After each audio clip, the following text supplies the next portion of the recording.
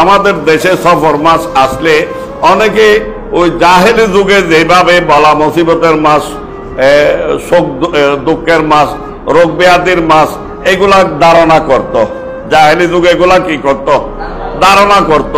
সেই কারণে বর্তমানেও দেখা যায় আমাদের মধ্যে অনেকে সফর মাস আসলে এটার প্রতি একটা কুধারণা রাখে, এইটার প্রতি একটা কুধারণা রাখে। এটা অমঙ্গল মাস, এটা রোগ বালা নাজিলের মাস, এটা দুঃখ দুর্দশার মাস, এটা রোগ ব্যাধির মাস, এটা বলা মুসিবতের মাস। এটা কিন্তু ভিত্তিহীন, এটার কোনো প্রমাণ কোরআন হাদিসে নাই। কারণ এগুলা আপনার এই মাসের সাথে, সময়ের সাথে কোনো সম্পর্ক নাই।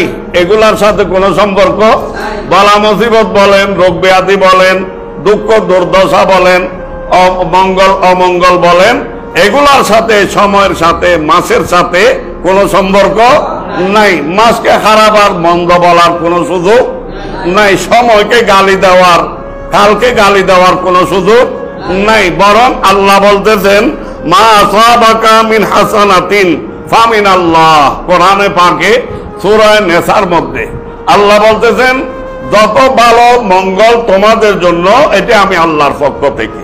কার পক্ষ থেকে? ওয়া মা আসাবাকা মিন সাইয়্যাতিন ফামিন নাফসিকা।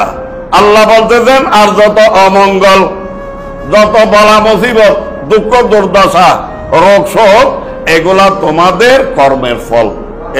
এগুলা আমরাই অর্জন করি। এগুলার সাথে কালের সাথে, এগুলার সাথে সময়ের সাথে, এগুলার সাথে মাসের সাথে, এগুলার সাথে চাঁদের সাথে কোনো সম্পর্ক নাই। আল্লাহ আমাদেরকে বোঝার তৌফিক দান করুক।